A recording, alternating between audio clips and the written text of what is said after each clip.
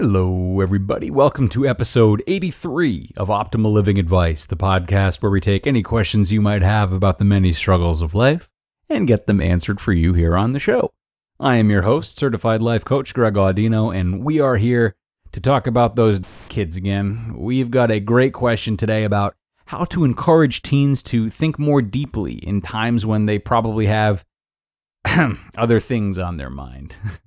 So without further ado, let's sit back and listen to today's question.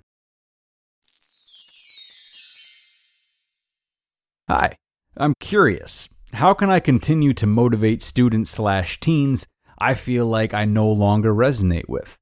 Even though I recently graduated college, I feel there is a large disconnect in teaching what matters and finding a space for my students to think critically about words. How do I approach teaching deep thought in kids who don't want to have to think? Thank you. All right, another question has come in from a teacher. I love that. This is a great question to mull over. It's a bit different from the one we answered a few episodes ago. So let's take a look at it and take another crack at reshaping our youths, or utes, as Joe Pesci would say.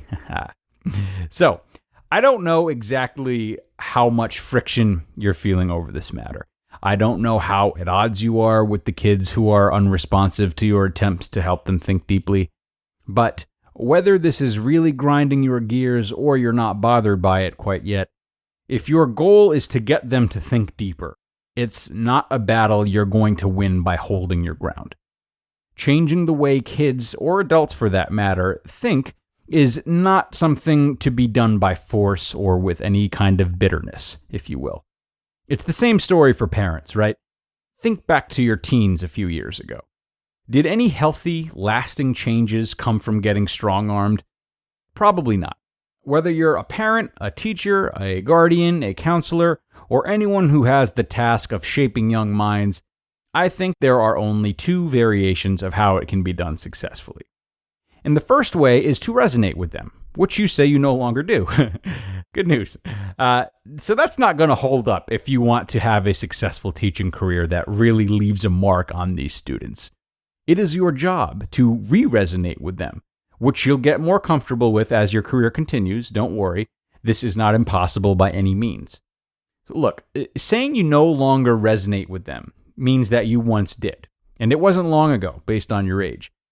I know there's a lot of change between high school age and your first few years out of college, change that I'm sure you're proud of making, but just because you have new priorities, new values, does not mean that you've forgotten where you were at 5, 6, 7 years ago, and therefore where your students are at now. It's nice that you've outgrown that mentality. It's great, and maybe they do seem so foolish now that you've learned all these lessons since you were in high school. But they're not going to learn if you aren't meeting them on their level. So you must get back in touch with that side of yourself. Reflect on what drives teenagers, okay? The need to fit in, getting comfortable with their bodies, developing identities separate of their parents, stressing out about college and career choices, etc. And use these things to relate to them.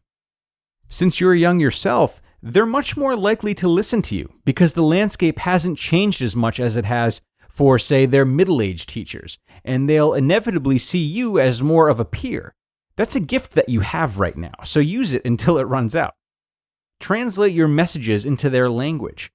Facebook for you in high school is TikTok to them. It's all the same thing. It's all the same feelings. They're just using different vehicles now. So use this information to speak to your old self, if you will. Getting into the habit of doing this is a sacrifice teachers need to make, not only for their students, but for themselves. Be patient and responsive to how they evolve each year, and doing so helps you to properly relate to them and educate them, and in turn, it helps you see them more fondly rather than as mere subjects, you know? So there's a friend of mine and all-around wonderful person named Perry Mandanis, who is an esteemed psychiatrist in Connecticut. He actually hosts a wonderful podcast called Couch Stories, which I was recently a guest on, that talks about the power of stories and how they've helped both him and his clients retain messages and become more resilient because of it. I recommend checking out that podcast, Couch Stories. And Perry and I were recently talking about how difficult it can be to work with young men, as they are usually very uncomfortable dissecting and expressing their feelings. But he told me of how he always finds a way to help them understand what he's trying to tell them by framing his advice in relatable terms. A go-to that he mentioned was illustrating the importance of going to therapy by comparing it to the gym, something that a lot of young men are understanding of. So he said, think of therapy as a gym, but for your emotions. You go to one session, it hurts afterwards, but you come back stronger and prepared to handle more weight and dig deeper. So you can use that same type of methodology with your teens. You know what they need, and you know the power of words. Don't be afraid to structure your teachings with them like this. Now, in addition to speaking with them through a lens they understand, another tool for yourself and fellow teachers, parents, counselors, coaches, and whatever to use is exemplifying the behavior that you want them to adopt. Especially if you are well liked by your kids, they will be apt to replicating it. So if you can get on their side, if you aren't already, if you can get on their side by resonating with them and generally just being one of those teachers that kids like rather than hate, the example you set in your behavior will speak volumes. Think deeply in class. Break down your thought patterns and certain things for them the way you'd like to see them do. Perhaps integrate mindfulness into your routine.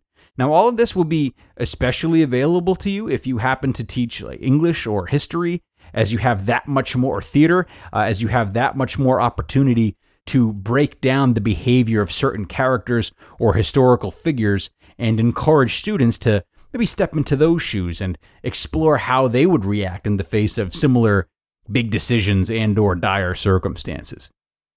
And finally, I understand that this could all be a bit out of your jurisdiction, depending on what you teach, what the school allows, and the fact that you're not a counselor. But who's to say you're restricted to your classroom? If the school allows it, maybe you could create a separate club or program that really hones in on mindfulness and helping kids explore pressing subjects more deeply. I think it would be especially beneficial if you took some of those topics mentioned earlier and made them the focal point and gave the kids the space to navigate those extremely important and extremely confusing changes without distraction or social pressure. A program like that would get the right students to flock to you if it's something that you and the people in charge were interested in, of course. In summary, just don't be afraid to step out of your comfort zone, both in terms of the lessons you've learned for yourself and the lessons you've been instructed to teach. As you reflect back on the teachers that changed you, I'm sure they all went against the grain somehow, while also not crossing any lines. And I'm sure that you can clearly differentiate their approach from the approach of the more bland, disengaged teachers that are easier to forget. Be that same unique presence for your students. I know you already have what it takes. Miss, I appreciate you sending that question in. It was a great one, and I hope it helped. Should you decide to take my advice, hopefully quarantine allows you to do so in a timely fashion. But God, look at the calendar. At this point, it might have to get shelved till the fall. Either way, good luck to you, and thank you again for submitting this question. Everyone else, go ahead and submit any questions you might have about things that you are struggling with that you'd like answered on the show. You can email your questions to us at advice@oldpodcast.com, advice@oldpodcast.com. We will take your questions there, and we will help you out. Cool? Cool. Thank you for being here, everyone. I hope you had as much fun as I did, and until next time.